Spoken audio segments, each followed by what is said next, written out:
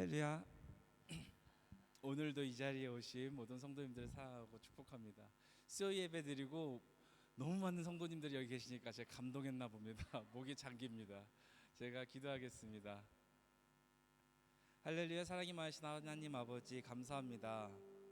우리를 이 자리에 불러주시고 주님께 예배드리게 하심에 감사드립니다. 하나님, 없어봐야 소중함을 안다고 우리 성도님들의 귀함이 다시 한번 이 자리에 있는 모든 사람들 마음 가운데 찾아오는 것 같습니다. 주님, 많은 성도님들이 아버지 앞에 나오지 못했지만 우리가 대표하여 이 자리에 나와 주님께 예배드립니다. 우리를 통하여 이 자리가 아버지의 말씀으로, 아버지의 은혜로, 아버지의 영광으로 채워질 수 있도록 하여 주시옵소서. 그 시작이 이 예배가 모든 예배가 될 수 있도록 하여 주시옵소서.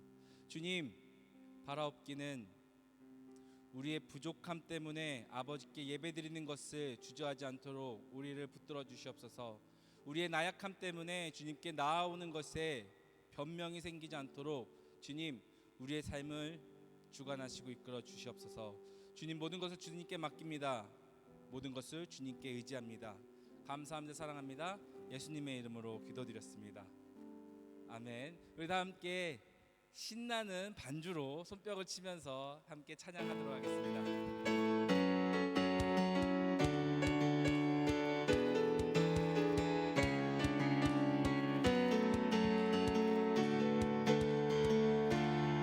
나의 가장 낮은 마음, 나의 가장 낮은 마음, 주님께서 기뻐하시고 작은 일에 큰 기쁨을 느끼게 하시는 도 내가 지쳐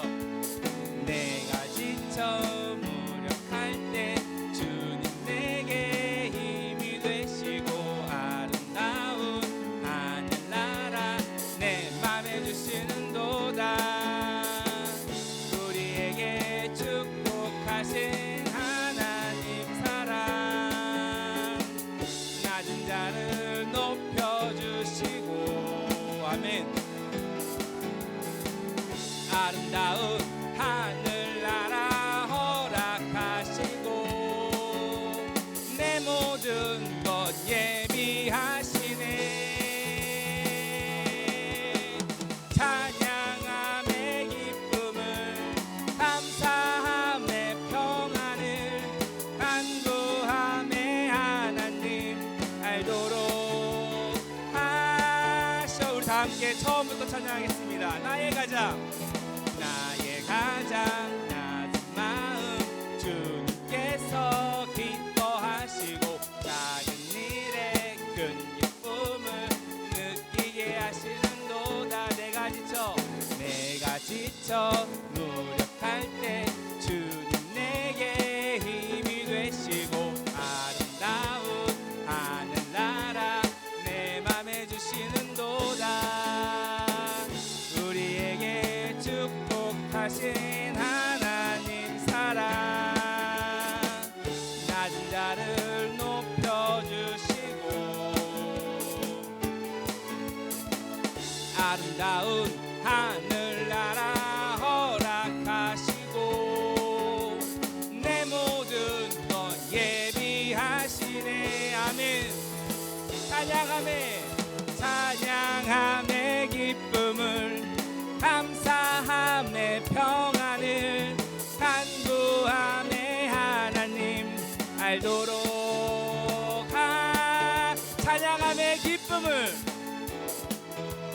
찬양함의 기쁨을, 감사함의 평안을, 간구함의 하나님 알도록 마지막입니다. 찬양함의 기쁨을, 찬양함의 기쁨을, 감사함의 평안을, 간구함의 하나님 알도록 하셨. 많은 사람들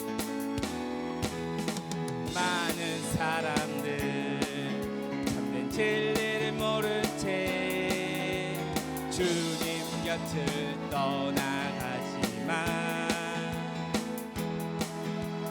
내가 만난 주님은 참 사랑이었고 진리였고 소망이었소. 아멘. 난 예수가 좋다오. 난 예수가 좋다오. 주를 사랑한다던 베드로 고백처럼 난 예수를 처음부터 찬양하시겠습니다. 많은 사람 참된 진리를 모른 채 참된 진리를 모른 채 주님 곁을 떠나가지만 내가 만난 주님은 참 사랑이었고 진리였고 2절입니다. 무거운 짐진 자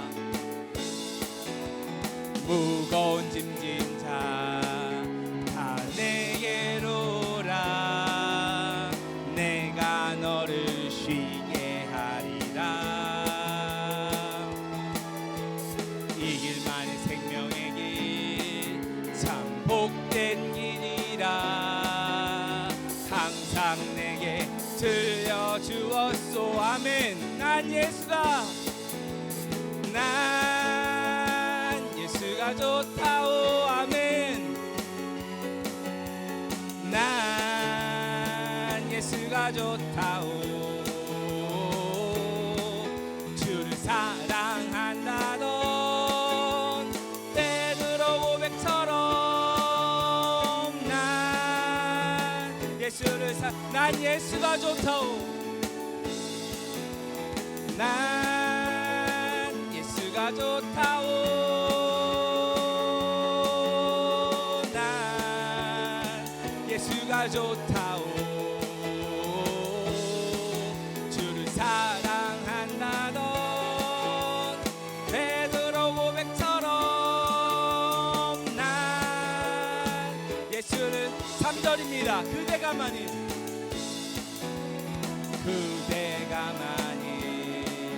참된 행복을 찾거든 예수님을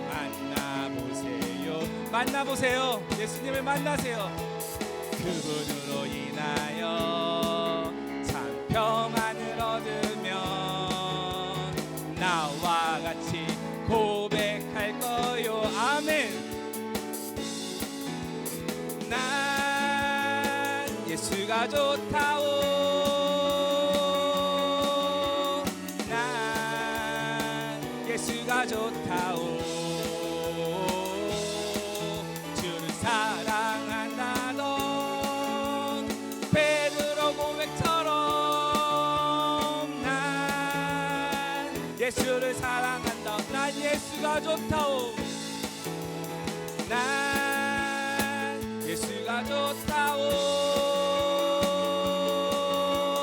난 예수가 좋다오. 주를 사랑한다던 베드로 고백처럼 난 예수를 마지막입니다. 난 예수가 좋다오. 난 예수가 좋다오. 난 예수가 좋다오. 주를 사랑한다던 베드로 고백처럼 난 예수를 사랑한다오. 예수를 사랑한다오. 한 번 더 고백하겠습니다. 예수를 사랑한다오. 예수를 한 번 더 고백하겠습니다. 예수를 사랑한다오. 예수를 사랑한다오. 아멘. 우리의 사랑의 대상인 주님께 고백하겠습니다. 주님만 영광 돌립니다. 아멘. 우리 이어서 보혈을 지나 함께 찬양하시겠습니다. 사랑하는 주님을 향해 진정을 담아 우리의 마음에 고백하겠습니다. 보혈을 지나 보혈을 지나 하나님 품으로 보혈을 지나 아버지 품으로 보혈을 지나 하나님 품으로 한 걸음씩 나가네. 보혈을 지나 보혈을 지나 하나님 품으로 보혈을 지나 아버지 품으로 보혈을 지나 하나님 품으로 한 걸음씩 나가네. 존귀한 주 보혈이 내 영을 새롭게 하시네. 존귀한 주 보혈이 내 영을 새롭게 하네. 보혈을 지나 보혈을 지나 하나님 품으로 보혈을 지나 아버지 품으로 보혈을 지나 하나님 품으로 한 걸음씩 나가네. 보혈을 지나 보혈을 지나 하나님 품으로 보혈을 지나 아버지 품으로 보혈을 지나 하나님 품으로 한 걸음씩 나가네. 존귀한 주 보혈이 내 영을 새롭게 하시네. 존귀한 주 보혈이 내 영을 새롭게 존귀한 주 보혈이 존귀한 주 보혈이 내 영을 새롭게 하시네. 존귀한 주 보혈이 내 영을 새롭게 하네. 너무 멀리 왔나요?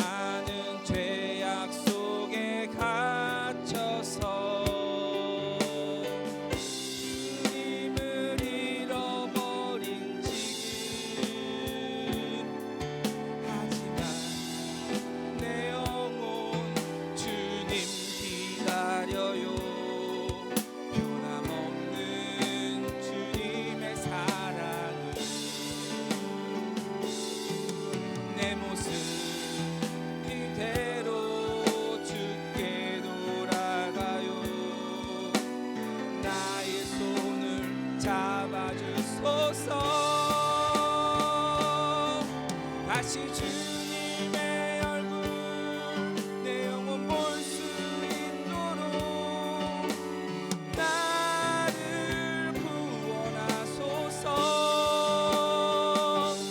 다시 주님 임재 가운데 내 영혼 살 수. 처음부터 찬양하시겠습니다. 너무 멀리 왔나요? 너무 멀리 왔나요? 주님께 돌아가길 사랑의 주님 그 품을 떠나 내 영혼 잃어버린 지금 너무 늦은 건가요? 너무 늦은 건가요?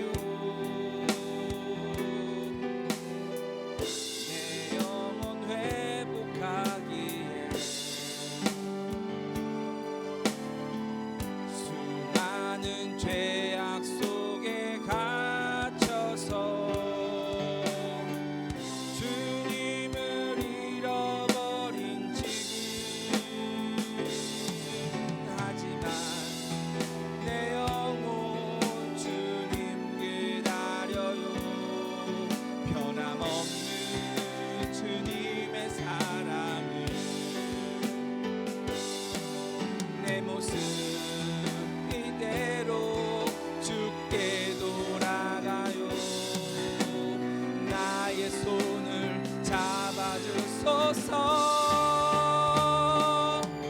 다시 주님의 얼굴 내 영혼 볼 수 있도록 나를 구원하소서. 다시 주님 임재 가운데 내 영혼 다시 주님의 얼굴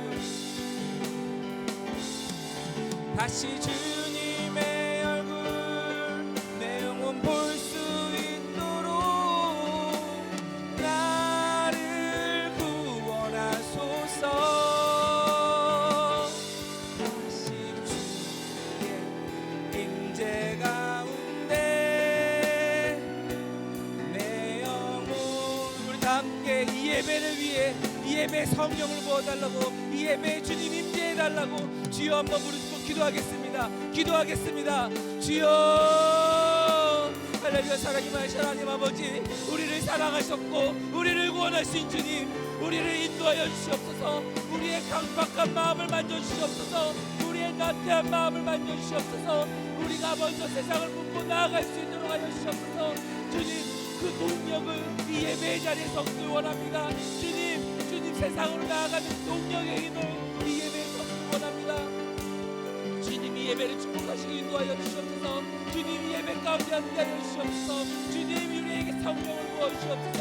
주님 우리와 동행하시어 성령이 우리와 동행할 수 있도록 주님 우리를 안내하시고 붙들어주시옵소서.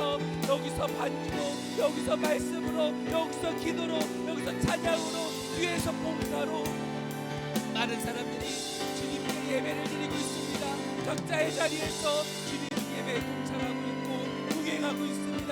주님 이 예배의 동행자를 사랑하시고 이 예배의 동행자들에게 아버지의 마음을, 아버지의 사랑을, 아버지의 은혜를 경험시켜 주시옵소서. 습관적으로 기도하는 것이 아니라 남이해서 기도하는 것이 아니라 시간이 와서 예배를 드리는 것이 아니라 간절하고 아버지를 사랑하는 마음으로 와서 예배를 드리오니 모든 자를 아버지의 말씀으로 인도하여 주시옵소서. 주님 우리를 도우시고 함께하여 주시옵소서. 할렐루야. 사랑이 많으신 하나님 아버지 감사합니다. 오늘도 이 자리에 불러주셔서 주 앞에 예배하게 하시고 주님께 기도하게 하심에 감사드립니다. 우리가 습관처럼 나와서 예배드리는 것이 아니라 우리가 이 자리를 사모했고 우리가 이 예배를 기다렸고 우리가 주님께 나아오는 것을 고대했습니다. 주님 우리의 마음의 중심을 보시고 삶의 중심을 보시고 우리를 아버지의 곁으로 이끄시고 붙들어 주시옵소서. 우리가 아버지와 동행할 때 사랑으로 우리 주변 사람들을 품고 사랑으로 너그러이 그를 이해하며 사랑으로 그들에게 한 번 더 안아주고 사랑한다, 하나님께서 사랑한 것처럼 나 또한 너를 사랑한다라고 고백할 수 있는 우리가 될 수 있도록 하여 주시옵소서. 주님 정말 감사합니다. 사랑합니다. 예수님의 이름으로 기도드렸습니다. 아멘.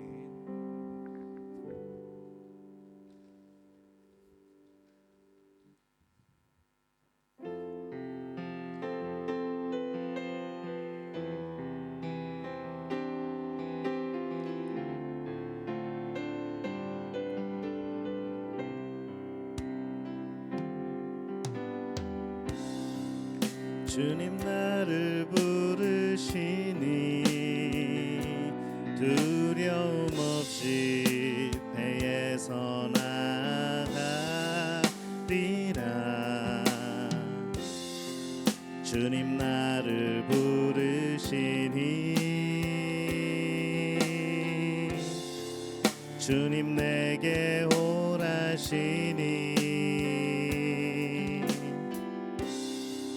주님 보고 계시기에 의심치 않고 바다를 걸어가리라.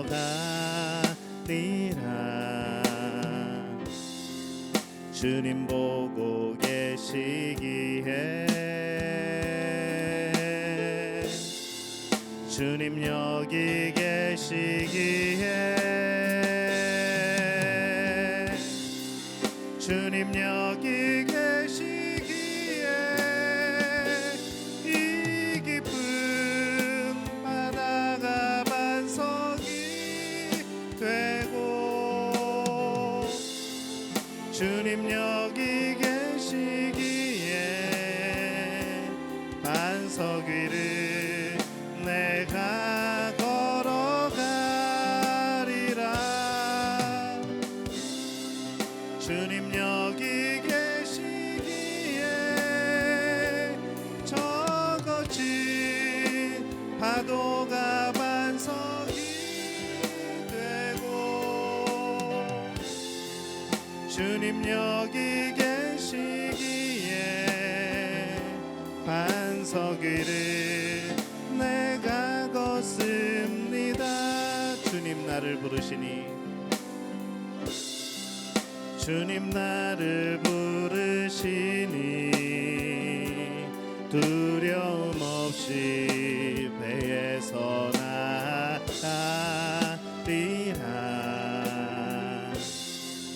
주님 나를 부르시니 주님 내게 오라시니 주님 보고 계시기에 의심치 않고 바다를 걸어가리라.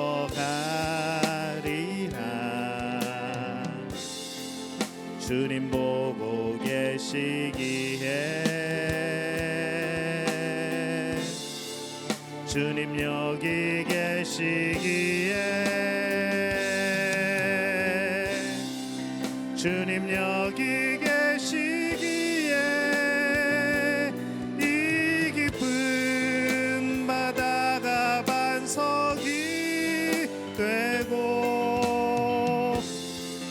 주님 여기 계시기에 반석 위를 내가 걸어가리라. 주님 여기 계시기에 저 거친 파도가 반석이 되고 주님 여기 계시기에 반석 위를 내가 걷습니다. 주님 여기 계시기에 주님 여기 계시기에 이 깊은 바다가 반석이 되고 주님 여기 계시기에 반석이를 내가 걸어가리라. 주님 여기 계시기에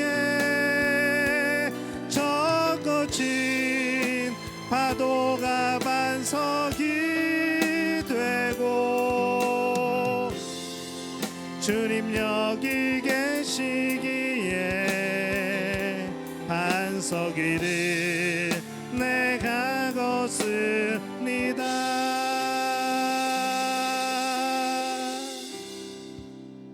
오늘 함께 나누실 말씀은 구약성경 시편 84편 5절 말씀 함께 보겠습니다. 시편 84편 5절 말씀 우리 한 목소리로 함께 봉독합니다. 주께 힘을 얻고 그 마음에 시온에 데려가 있는 자는 복이 있나이다. 아멘. 우리가 계속해서 이 하나님의 음성을 어떻게 듣는가, 왜 우리가 못 듣는가, 어떻게 하면 잘 들을 수 있는가, 우리가 계속해서 지금 금요일에 말씀을 나누고 있습니다. 우리가 지난 시간에 하나님의 음성을 어떻게 구별하는가, 어떻게 분별하는가, 어떻게 듣는가 말씀을 함께 나누었죠. 오늘 말씀은요, 하나님의 음성을 잘 들으려면 우리가 어떻게 해야 되는가, 오늘 이 말씀을 함께 나누려고 합니다. 우리가 지난 시간에 말씀을 나눌 때에 하나님께서 우리 안에 계신 성령을 통해서 하나님은 말씀하신다고 그렇게 여러분에게 말씀을 드렸습니다. 그러면 어떻게 우리가 하나님께서 말씀하시는 것을 잘 들을 수 있을까? 그 방법이 과연 무엇일까 생각을 해보는 것이죠. 근데 우리가 사실은 다 알고 있는 그런 방법들입니다. 먼저 첫 번째는 무엇인가 하면요, 성경 말씀을 많이 읽고 묵상해야 됩니다. 아는 만큼 나오는 겁니다. 열심히 공부하면은 시험 문제를 봤을 때 내 안에 있는 여러 가지 그런 공식들과 여러 가지 그런 이론들과 그런 것들이 하나로 엮여지고 또 그것이 하나하나를 풀어나가는 해결책이 되는 것처럼요, 이 하나님의 말씀, 이 성경 말씀을 많이 읽고 묵상할 때, 그것이 내 마음속에 새겨졌을 때 이 하나님의 음성을 우리는 더 잘 들을 수가 있습니다. 이 성령께서 우리에게 하실 모든 말씀을 기록한 것이 바로 성경입니다. 그래서 이 성경은요, 하나님이 말씀하신 것의 일부분을 말씀하신 게 아니고 하나님이 하시고 싶은 말씀을 다 하신 겁니다. 만약에 성경이 완벽한 책이 아니라고 한다면 하나님은 오늘날에도 역사하셔가지고 이 성경이 66권이 아니라 막 72권, 80 몇 권, 뭐 매년마다 하나씩 늘어나면은 뭐 지금은 1000 몇백 권 그렇게 되겠죠. 근데 하나님은 이 성경 말씀을 주실 때에 이 말씀으로 충분하게 주신 겁니다. 그래서 우리가 이 말씀을 생각하게 될 때에 이 말씀이 완벽하고 충분하다는 것을 인정하고 들어갈 필요가 있는 것이죠. 한번 따라해 볼까요? 성경 말씀은 나에게 충분합니다. 성경 말씀은 나에게 완벽합니다. 예, 우리가 이거를 전제로 우리는 살아야 됩니다. 왜냐하면요, 이 성경 말씀이 뭔가 부족한 것 같아, 이 성경 말씀이 뭔가 빈 공간이 많아라고 생각하기 시작하면요, 그 빈 공간을 파고들는 성경의 말씀이 아닌 다른 것들, 하나님의 뜻이 아닌 다른 것들이 자꾸 들어오게 되어 있습니다. 이단들이 그렇게 들어오는 것이죠. 이 성경 말씀은요, 어떤 말씀인가 하면은 하나님이 어떠한 분이신가를 나타내고 있습니다.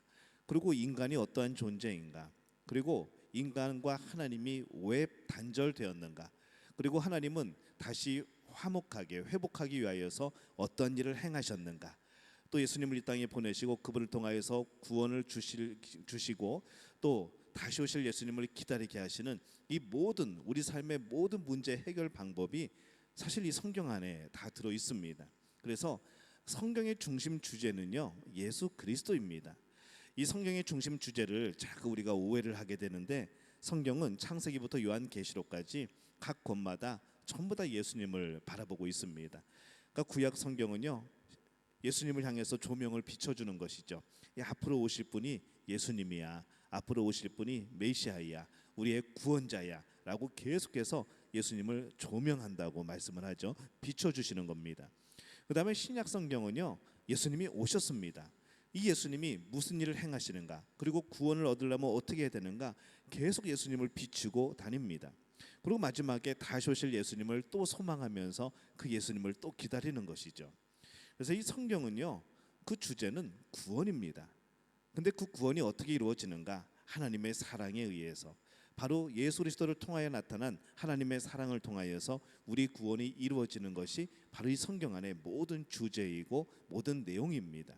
그러면은 이 성경이 말씀하고 싶은 모든 그런 부분들은요, 우리의 구원을 위한 내용들입니다.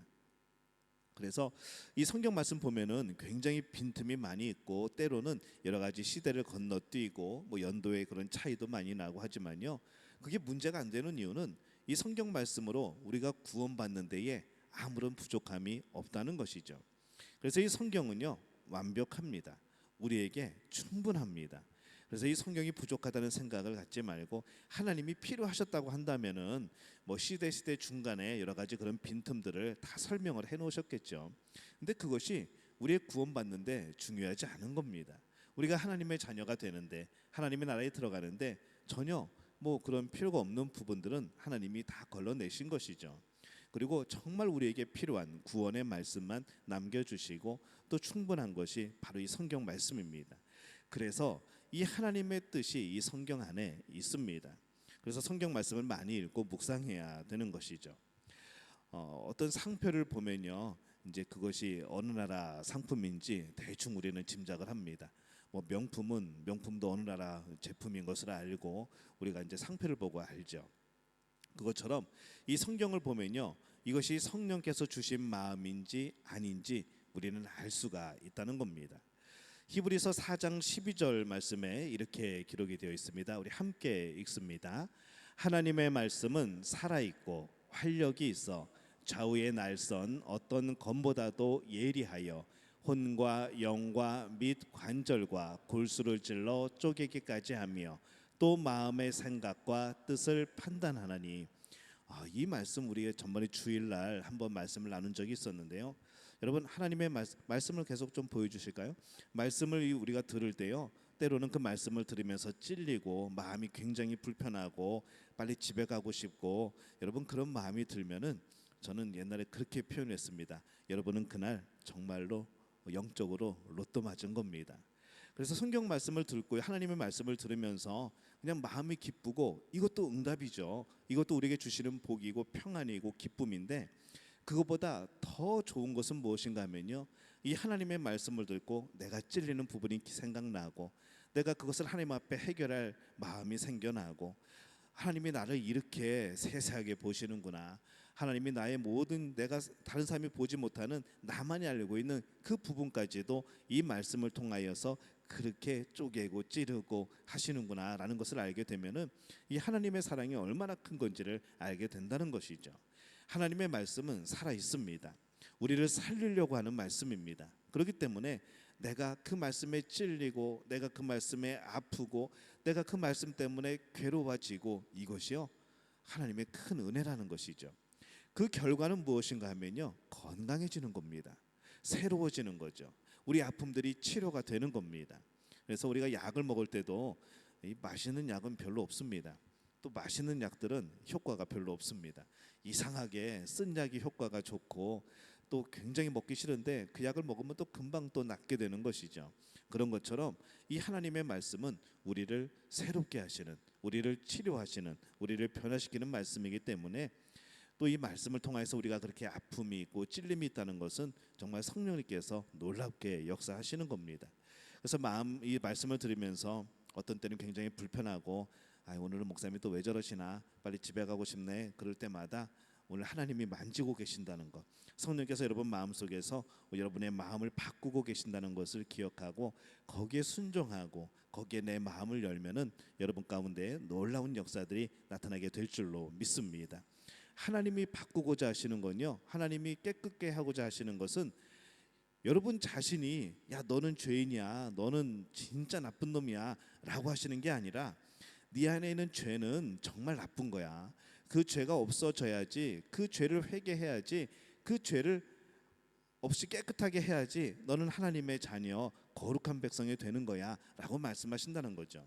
근데 우리는 이 사탄의 속삭임을 조심해야 됩니다. 어떤 속삭임인가 하면요, 우리가 죄를 지었을 때 이런 표현을 서 정말 죄송합니다. 너는 쓰레기야 라고 사탄은 얘기한다는 거죠. 근데 우리가 죄를 짓는 거, 사탄의 속삭임에, 그런 속임에 의해서 넘어가서 죄를 질 수도 있고, 우리의 마음과 다르게 그게 내 음성이 아니고 사탄의 음성인데 나도 모르게 거기에 동조하게 되는 경우들도 많고, 이런 경우들이 굉장히 많거든요. 그럼에도 불구하고 사탄은 뭐라 그런가 하면은 우리 안에서 속삭이면서 마치 그 생각을 내가 한 것처럼, 내가 원래부터 나는 쓰레기라서 나는 그렇게 말하고 다니는 것처럼 그렇게 착각하게 만든다는 것이죠. 그러면은 하나님 볼 낯이 없어지는 겁니다. 하나님과 점점 멀어지게 돼 있죠. 왜냐하면 거룩하신 하나님과 죄인된 내가, 정말 쓰레기라고 표현하고 싶은 내가 어떻게 가까워지겠습니까?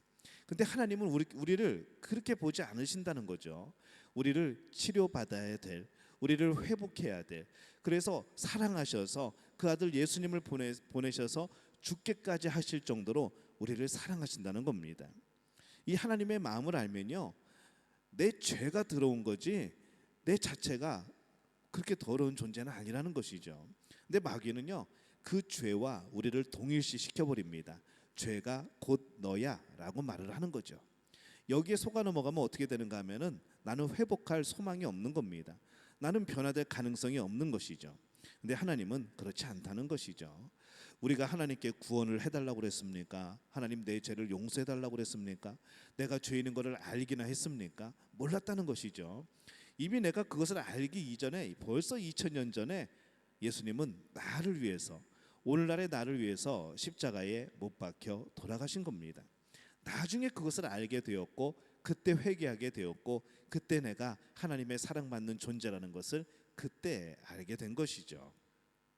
우리는 그것을 기억하면요, 이 죄와 동일시하지 않을 수 있습니다. 뭐 실수하여 죄를 지을 수는 있겠지만은 그 죄가 나를 대표하지는 못하는 겁니다. 한번 따라해 볼까요? 나는 하나님의 자녀다. 앞에 하나가 더 붙죠. 나는 사랑받는 하나님의 자녀다. 이거는요, 성경 말씀입니다. 우리의 이야기가 아니라, 내가 하나님을 사랑하고 하나님 나를 자녀 삼아 주세요, 하나님 나를 사랑해 주세요가 아니라, 우리가 그렇게 말하기 이전에 하나님이 우리에게 말씀하신 거죠. 내가 너를 사랑한다고, 내가 너를 보호하겠다고, 내가 너와 끝까지 함께 하겠다고. 그거는 하나님이 우리에게 주신 그러한 약속입니다. 오늘 말씀에 보면은 이 하나님의 말씀은 어떤 능력이 있다고 했는가 하면은 우리를 마음의 생각과 뜻을 판단하나니, 그렇게 되어 있습니다. 하나님의 말씀은 우리의 생각, 또 우리의 마음을, 뜻을 판단하시는 겁니다. 구별하게 하신다는 거죠. 그래서 하나님의 말씀은 혼과 영과 관절과 골수를 찔러 쪼갠다고 그랬습니다. 검과 같은 말씀이 우리 안에 들여다보면은 우리의 생각을 찔러 쪼개는 것이죠. 겉으로 아무리 거룩한 척 치장을 해도 하나님의 말씀 앞에 서면은 그 안에 있는 우리의 숨겨진 것들이 보여진다는 겁니다. 하나님의 말씀을 통하여서 우리의 생각이 성령께서 하시는 말씀인지 아니면 마귀가 속삭이는 건지 분별할 수, 판단할 수 있게 된다는 거죠. 내 자신의 생각인지 마귀의 생각인지 알 수 있다는 겁니다. 그래서 우리에게 어떤 특별한 생각이 떠오를 때 그것이 성경적인가, 하나님의 말씀에 비추어서 성경적인가, 이것을 먼저 생각해 볼 필요가 있습니다. 그것이 분별의 시작인 거죠. 우리는 그런 생각들을 많이 합니다. 죄를 짓고 기도하고 회개를 했습니다. 하나님, 내가 너무 큰 죄를 졌습니다. 눈물 흘리면서 하나님 용서해 주세요, 다시는 안 그럴게요. 그리고 이제 회개를 했죠. 근데 조금 지났는데 똑같은 죄를 또 짓는 겁니다. 그렇게 되면 어떻게 되냐면요, 마음이 조금 차가워집니다. 이거 내가 이 하나님께 회개를 한다고 이 하나님이 용서를 해주실까? 나 전번에도 똑같은 죄 짓고, 엊그제도 똑같은 죄 짓고, 오늘 똑같은 죄를 졌는데 나도 염치가 있지, 어떻게 하나님 앞에 이 똑같은 죄를 몇 번이나 용서해 달라고 내가 말할 수 있을까? 이런 생각을 하기 시작하게 되고요. 그러면 내가 용서받을 거라는 확신이 사라져 버립니다. 우리의 용서는 내가 열심히 하나님 앞에 회개했기 때문에 용서가 되는 것이 아니고, 예수님께서 내 죄를 대신하여서 십자가에 못 박히셨고, 그것이 그 보혈의 은혜가, 그 죄사함의 은혜가 지금까지 나에게 미치고 있기 때문에 그 공로를 의지하여서 내가 회개하게 될 때에 우리는 용서를 받는다는 것이죠. 회개도요, 이거 내 능력이 아닙니다. 회개도 나의 믿음의 깊이가 아니라는 것이죠. 회개도 예수님의 능력이, 그 보혈의 능력이 우리에게 임하였을 때에 우리는 회개가 되어지는 겁니다. 우리에게 주시는 가장 확실한 이런 고민에 들 때에 우리에게 주시는 은혜의 말씀이 있습니다. 마태복음 18장 22절 보면요, 이렇게 말씀을 합니다. 함께 읽습니다. 예수께서 이르시되 내게 이르노니 7번뿐 아니라 7번을 70번까지라도 할지니라. 제자들이 물어보죠. 예수님, 우리 이웃을 몇 번이나 용서해야 되겠습니까? 한 7번이면 되겠습니까? 한 3번이면 되겠습니까? 그래도 3번 정도면 많이 용서한 건데 그 정도면 되지 않겠습니까? 그럴 때에 예수님께서 이렇게 말씀하시죠. 예수께서 이르시되 내게 이르노니 7번뿐 아니라 7번을 70번까지라도 할지니라. 와, 이게 도대체 몇 번입니까? 이렇게 많이 용서를 해야 됩니까? 라고 생각을 할 수 있지만요, 저는 이 말씀을 거꾸로 한번 생각을 해봅니다. 우리에게 다른 사람을 용서하게 될 때에 7번을 70번까지 할지라도 용서를 해라 라고 말씀을 하셨다면은 하나님은 우리를 얼마나 많이 용서하실까? 하나님이 우리에 대한 용서가 얼마나 크고 그 분량이 많은 것일까? 얼마나 무한한 용서일까? 이것을 생각하게 되는 것이죠. 우리는 이 말씀을 보면서 내가 몇 번을 용서해야 되는가? 한 490번이면 되나? 그 정도면 내가 충분히 용서했겠지라고 생각을 하지만요, 거꾸로 하나님이 우리를 바라보실 때 저 정도로 용서를 하신다는 거죠. 근데 우리가 490까지 죄밖에 없겠습니까? 훨씬 더 많죠. 하나님은요, 그 많은 죄까지도 몇 번이라도, 뭐 490번 이상 똑같은 죄를 저지르고 회개를 한다고 해도 용서해 주신다는 것이죠. 물론 회개에 대한 더 깊은 우리의 마음이 있고 진정으로 그 죄를 짓지 않고 멀어지려고 하는 그런 노력과 우리의 마음의 결단이 있어야 되지만은, 기본적으로 하나님의 용서는요, 무한하고 정말 오래 참고 정말 인내하시고 우리에게 사랑을 베풀어 주시는 그런 용서이고 그런 은혜라는 겁니다. 그래서 우리가 이 용서에 대해서 회개할 때 용서해 주신 하나님을 확신할 필요가 있는 것이죠. 이 말씀을 통하여서 하나님께서 나의 죄를 용서하셨음을 깨닫게 하셨고, 그래서 우리는 죄에 대해서 이기게 되어지는 겁니다.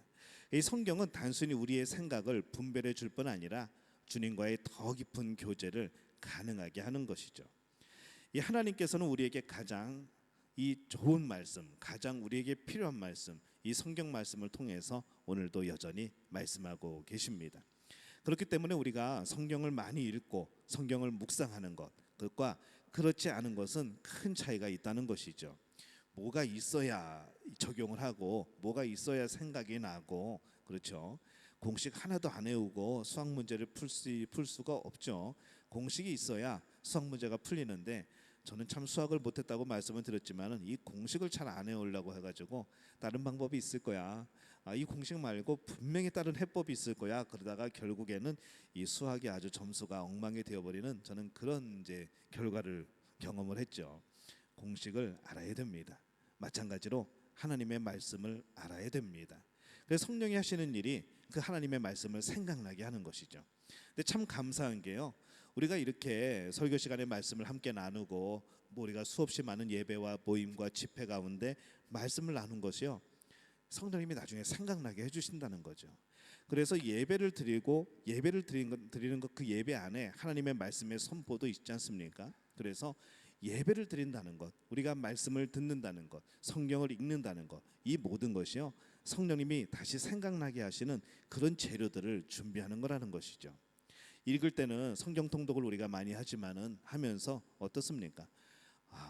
오래 읽는데 작년에도 분명히 2번이나 읽었는데, 그 전에도 2번이나 읽었는데, 내 평생 살아오면서 10번 이상 읽은 분도 계신데, 오래 읽을 때 또 새로운 거죠. 야, 여기에 이런 말씀이 있었네. 저도 가끔 가다가 설교 준비하면서 깜짝 놀랍니다. 야, 성경에 이런 말씀이 있었네라고 그렇게 생각할 때가 있다는 것이죠. 근데 이 하나님의 말씀이 정말 우리가 필요한 순간에는 성령님이 생각나게 하신다는 겁니다. 그게 바로 성령의 역사라는 것이죠. 만약에 성령의 도우심 없이 우리가 이 말씀을 기억하고 판단하고 분별하는 도구로 삼으려고 한다면은 우리는 지금보다 지능이 엄청나게 좋아야 됩니다. 절대로 뭘 잊어버려서는 안 되고 그래야 된다는 것이죠. 하지만 우리가 그렇지 않지 않습니까? 근데 그 부분을 성령님이 도와주신다는 것이죠. 예수원의 대천덕 신부님은 이 자신이 하나님의 음성을 듣는 방법을 이렇게 한번 소개를 한 적이 있습니다. 우선 성경 말씀을 가지고 큐티를 한 다음에 이렇게 기도하죠. 하나님, 제게 말씀해 주세요 라고 기도를 합니다. 그리고 그 기도 다음에 이제 떠오르는 생각들, 하나님 안에서 이 성경 말씀과 비교하면서 떠오르는 생각들을 모두 다 기록을 하는 것이죠. 그 다음에 그 생각들을 이게 하나님 뜻이다라고 생각되는 것들을 실천을 하는 겁니다. 그 결과 이게 하나님의 뜻이 맞고 하나님이 기뻐하시고 내 마음에 평안이 있고 감사가 있게 되면 그 하나님의 응답에 동그라미를 쳐놓는 것이죠. 만약에 이게 실천을 했는데 이게 뭔가 마음이 답답하고 평안도 없고 감사도 없고 이건 하나님의 뜻이 아닌 것 같아, 나중에 깨달아지면요, 거기에는 X표를 해놓는 겁니다. 처음에는 X표가 굉장히 많다는 것이죠. 이게 하나님의 뜻인 줄 알았는데 이게 해보면은 아닌 게 느껴진다는 겁니다.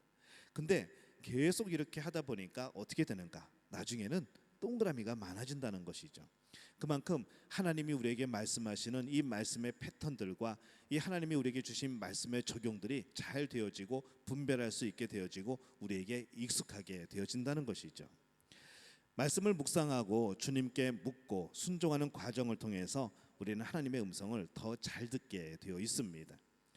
자, 두 번째는 뭔가 하면요, 첫 번째가 뭐였죠? 기억 못하시죠? 성경 말씀을 많이 읽고 묵상해야 된다. 따라해 볼까요? 성경 말씀을 많이 읽고 묵상해야 합니다. 두 번째, 꾸준히 기도해야 합니다. 예. 이 사도행전에 나오는 이 고넬료라는 사람은요, 베드로를 알지 못했습니다. 근데 그가 어떻게 베드로를 초청할 수 있었을까? 또 베드로는 어떻게 이방인이었던 그에게 말씀을 전하고 세례를 줄 수 있었을까? 생각해 보면요, 이 기도 중에 알려주시는 이 주님의 음성을 들었기 때문에 그들은 그렇게 할 수 있었다는 것이죠. 바울이 아시아로 가려는 계획을 포기하고 유럽으로 가서 복음을 전하게 된 것도 기도 중에 주님의 음성을 들은 겁니다. 이처럼 주님은 우리가 기도할 때도 말씀을 하시는 거죠. 그래서 기도할 때에 하나님의 말씀을 듣는 자세가 우리에게 필요합니다. 우리는 기도합시다 그러면은 주님 이것도 주시고 저것도 주시고 이거 해결해 주셔야 되고 이거 기간이 얼마 남았는데 빨리 해결돼야 되고 이게 빨리 해결이 돼야지 우리 애들도 그렇고 우리 남편도 그렇고 우리 아내도 그렇고 이를 우리는 주시옵소서라는 이 기도를 자꾸 하게 된다는 것이죠. 근데 이 달라는 것이 뭔가 하면은 다 문제의 해결책이라는 것이죠. 해결 방법 아니면 결과들, 내가 원하는 것들. 이 기도는요, 하나님의 뜻이 이루어지기를 바라는 게 기도입니다. 하나님, 내 생각은 이런데 하나님은 더 좋은 지혜가 있지 않습니까?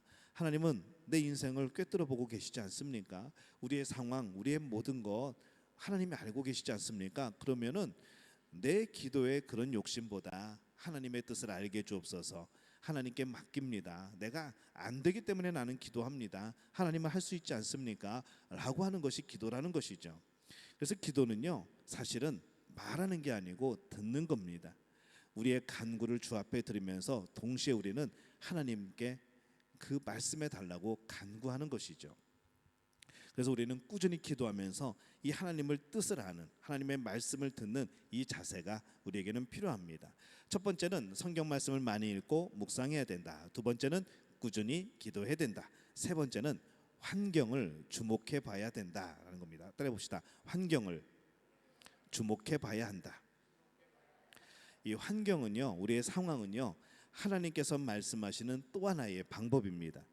우리가 어떤 문제에 대해서 고민하고 기도할 때 하나님께서는 때로는 주변의 어떤 환경이나 사람을 통해서도 말씀해 주시는 것이죠.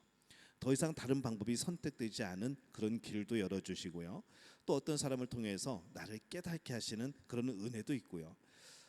19세기 말에서 중국 선교사였던 이 엘리자베트 자일이라는 사람은요, 이 소녀 시절에 선교사로 부르심을 받습니다. 그래서 선교사로 헌신하기 위해서 아버지의 허락을 받은 후에 마지막으로 어느 선교 그런 모임에 단체에 들어가서 이제 시험을 보게 되죠. 테스트를 받는데 그만 그곳에서 그동안 살아가면서 여러 가지 어려움들 때문에 이제 큰 병이 듭니다. 이 선교의 사무실의 직원들은 그 엘리자베스 자일러를 보니까 이게 도대체 이 선교를 할 만한 그런 얼굴이 아니거든요. 이미 병색이 짙고 굉장히 야유었고 이게 이 양반이 할 수 있을까 그런 생각을 했던 겁니다. 이 양반 잘못하면 쓰러지겠다 그러면서 하루 뒤에 면접을 다시 보기로 하고 그냥 제발 오늘은 그냥 쉬시라고 그리고 이제 방을 내줍니다.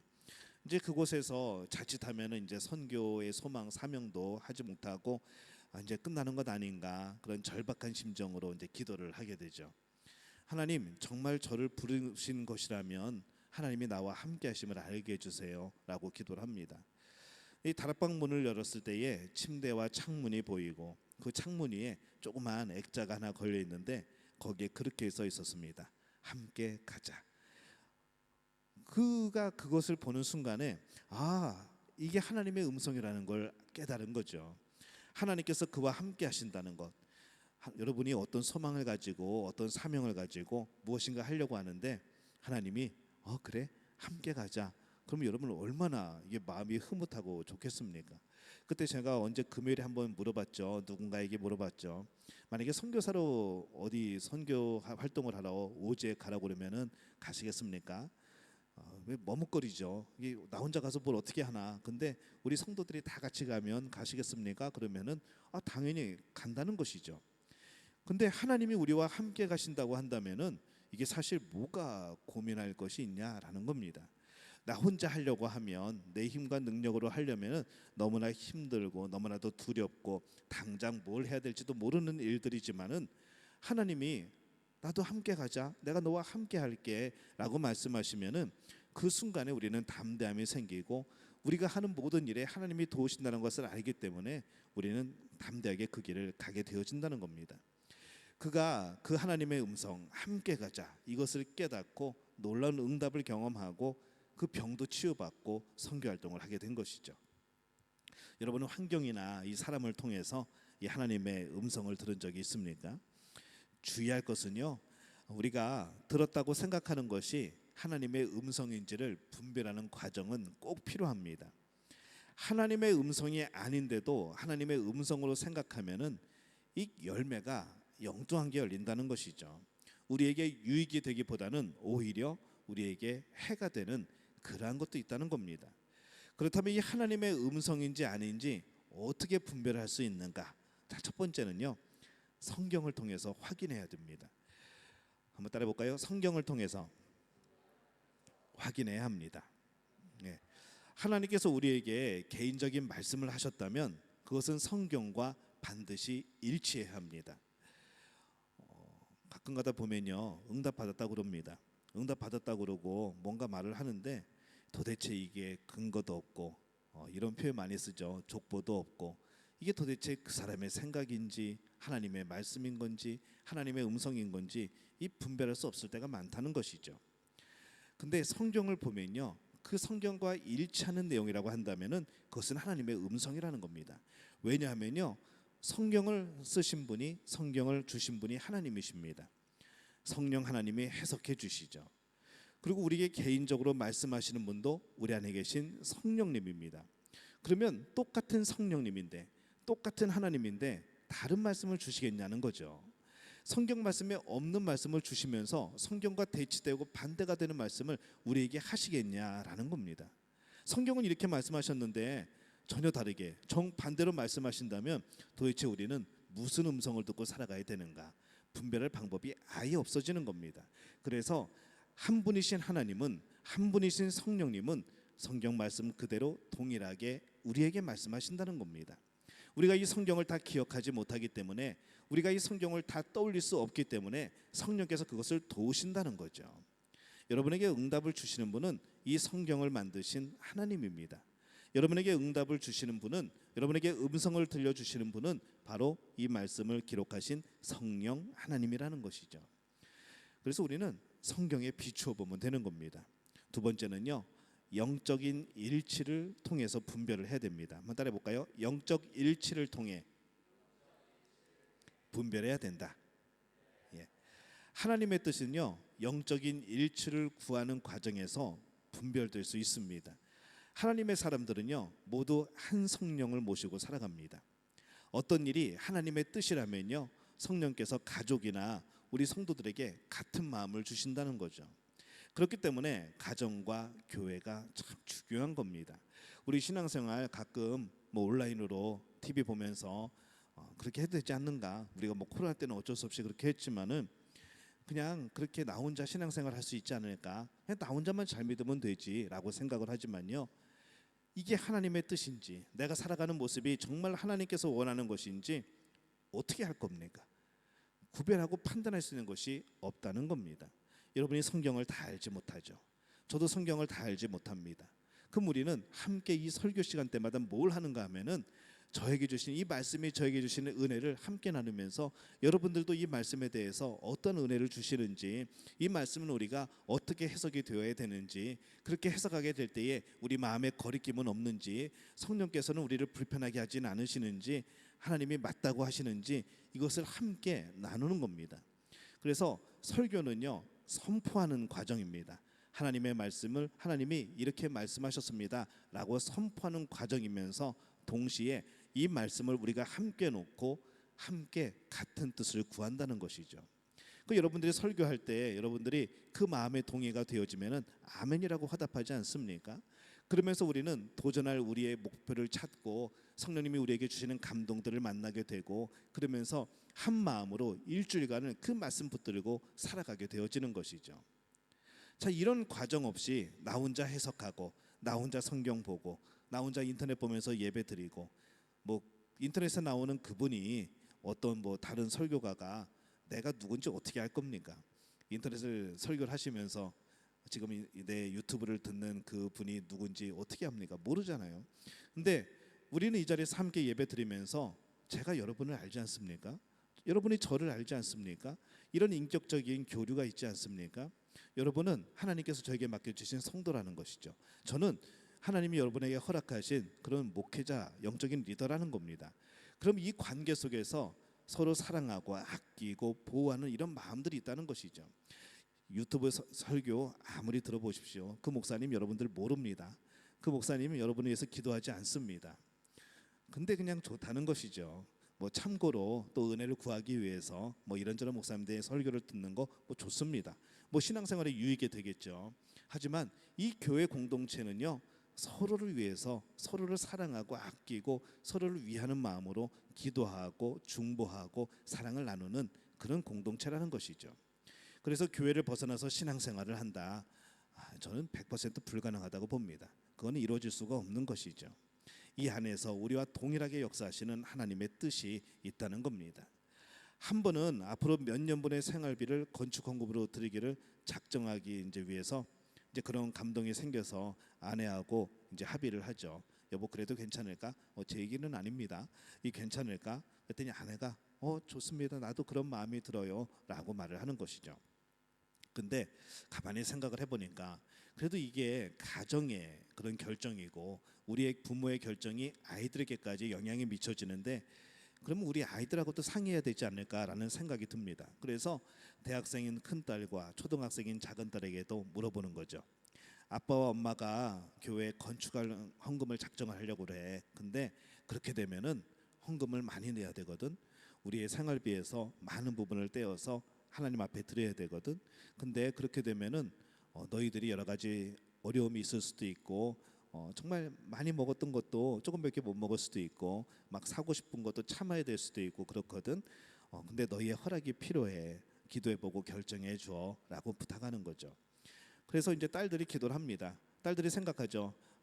이제 한 달에 2번 먹던 피자 한 번만 먹어야 되는구나.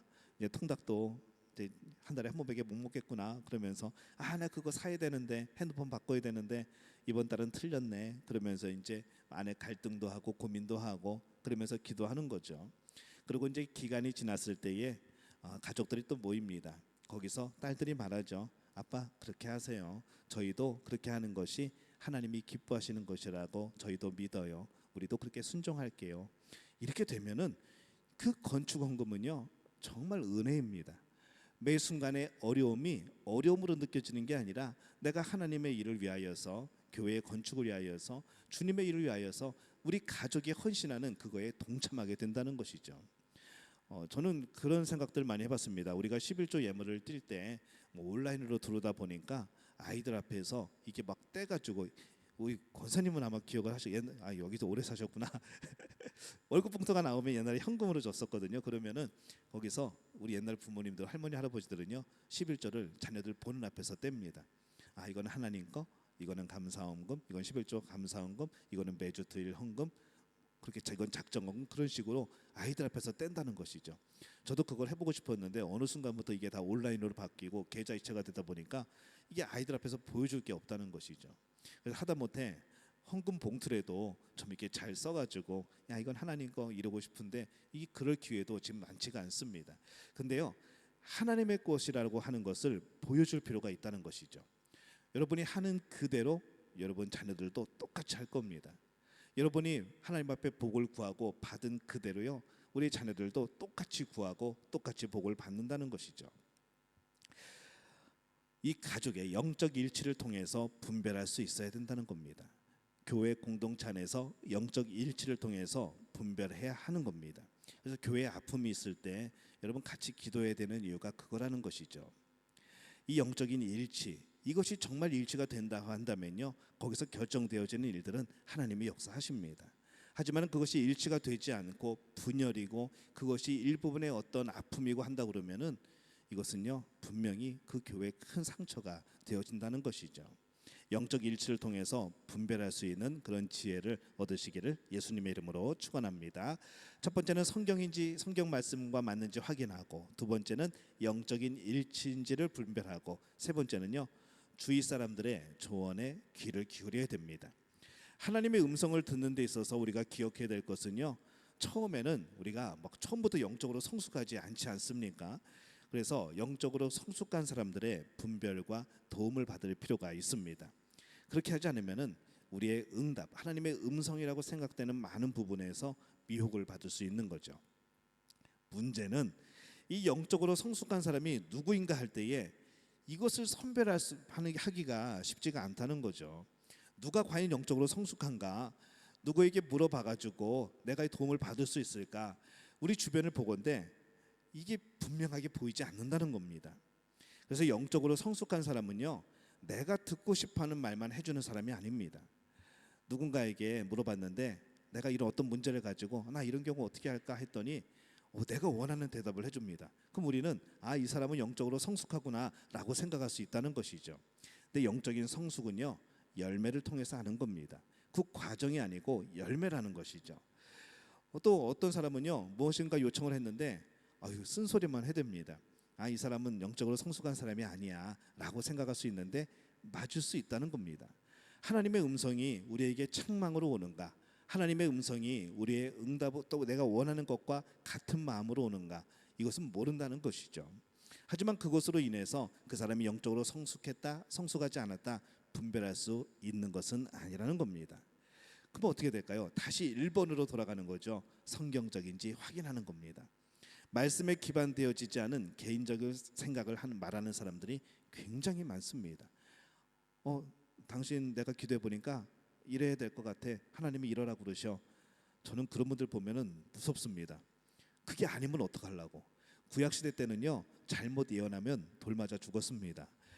난 그런 예언들, 그런 막 하나님의 음성이라고 하나님의 말씀이라고 막 선포하는 사람들 보면요 불안합니다.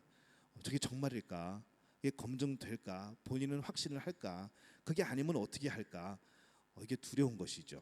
그래서요 누군가를 도와주는 것도, 이 영적인 리더가 되어주고 도우미가 되어주는 것도요 굉장히 기도 많이 하고 그 사람을 위해서 사랑하는 마음으로 기도하면 하나님이 역사하시는 것이지, 그냥 내가 어떤 사람 위에 서가지고 당신 이렇게 해야 돼, 그건 점쟁이고 그건 무당이죠. 그 사람이 나를 사랑하는 마음으로 기도해 주지 않는다면은 그 응답은 언제든지 잘못된 응답일 수가 있는 겁니다. 또 하나님의 마음과 뜻을 알기 위해서 그래서 도움을 받으라는 것이지 영적으로 성숙한 사람을 추종하라는 말이 아니거든요. 근데 우리는 누군가 영적인 리더, 나에게 영적인 그런 응답을 대신 해주는 사람들을 어떻게 하는가 하면은 추종을 합니다. 그러니까 문제가 생기는 것이죠. 우리가 처음부터 그 사람을 따르려고 물어본 게 아니지 않습니까? 하나님의 마음과 뜻이 이게 맞는가 틀린가, 이게 하나님의 음성인가, 그걸 물어보려고 도움을 요청한 건데 우리는 어느 순간에 그 사람을 잡고 의지하게 되어버린다는 것이죠. 응답은요, 하나님을 의지하는 겁니다. 응답은 성령을 의지하는 겁니다. 그 사람을 의지하는 게 아니라는 것이죠. 왜 교회가 중요합니까? 왜 목회자가 중요합니까? 영적 리더이고 도움이라는 것이죠. 어떤 그 시골에 계신 목사님이요, 책을 하나 펴냈는데 조그만 그런 책자인데 뭐라고 되어 있는가 하면 목사 사용법 이렇게 써냈습니다. 그 목사 사용법 중에 뭐 여러 가지가 있었습니다. 집에 페인트 칠할 일 있으면 부르세요. 도배할 일 있으면 저를 부르세요. 고스톱 치다가 광팔 사람이 없으면 저를 부르세요. 이제 그런 이제 시골에서 목회하시는 분이니까, 그리고 뭐 모내기 할 때, 뭐 추수할 때 그때 손길이 부족하면 저를 부르세요. 이제 그렇게 목사 사용 성묘서를 이렇게 나눠줬다는 이제 그런 걸 한번 읽은 적이 있었는데, 우리 성도님들이요, 목사 사용법을 잘 몰라요. 그래서 목사는요 항상 기다리고 있거든요. 어떻게 나에게 뭘 요청하는가, 나에게 어떤 도움을 요청하는가, 어떤 기도를 요청하는가. 근데 여러분들이 어느 부분까지, 어느 깊이까지, 또 얼마만큼 넓게 이 목사를 사용해야 되는가를 잘 모르셔. 저는 여러분이 사용 안 하면 저는 편해요. 그냥 저는 말씀 보면서 계속 준비하고 그렇게 그냥 살면 됩니다. 근데 여러분들이 필요한 부분에 있어서 뭔가 애매하고 뭔가 이건 도움이 필요할 것 같다는 생각이 있으면요, 그땐 저에게 요청을 하세요. 제일 간단하게 기도 요청입니다. 기도 요청. 그래서 저는 연초에 신년 기도 제목을 저한테 내라고 하죠. 부탁을 하죠. 제가 그거 보면서 여러분이 뭐 어떻게 되는지, 무슨 생각을 하는지 이걸 알려는 것이 아니라 함께 기도하는 겁니다. 1년 동안 우리는 그것으로 연결되어 있는 것이죠.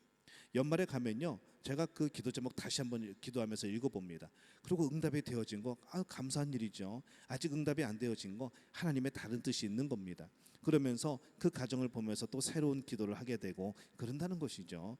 저하고 여러분은요, 계속 그런 기도의 교류가 있어야 되고, 제 마음이 중요한 게 아니라 하나님이 저를 통해서 여러분을 만들어 가시는, 저를 통해서 여러분에게 들려주시는 그 음성, 여러분 그게 소중한 겁니다. 뭐 제가 볼 것이 뭐 있겠습니까? 하지만은 하나님이 우리를 이렇게 묶어 놓으신 이유가 있다는 것이죠. 그 이유를 정말 유익하게 사용할 수 있어야 된다는 겁니다. 여러분은 영적으로 지도해 줄 사람이 있습니까? 주변에 나 이런 문제에 대해서 정말 도움을 구하고 싶어, 그런 사람이 있습니까? 없다면요, 여러분이 그런 사람이 되시면 됩니다. 정말 말씀 보고 기도하고 그를 사랑하는 마음으로 기도해주고 그를 격려해주고 위로해주고, 그런 교제를 통해서 그가 하나님의 음성을 듣게 되는 거죠. 여러분이 그 도우미가 되시지 않겠습니까?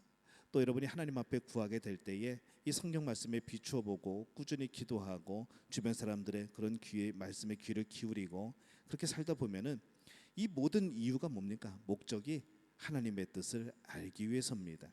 그럼 우리가 더 그 목적으로 가까이 갈 수 있지 않을까라는 그런 생각이 듭니다. 오늘 다시 한번 하나님의 음성을 깊이 들을 수 있는 그런 복된 여러분들이 되어지시기를 예수님의 이름으로 축원합니다. 우리 찬양하고 기도.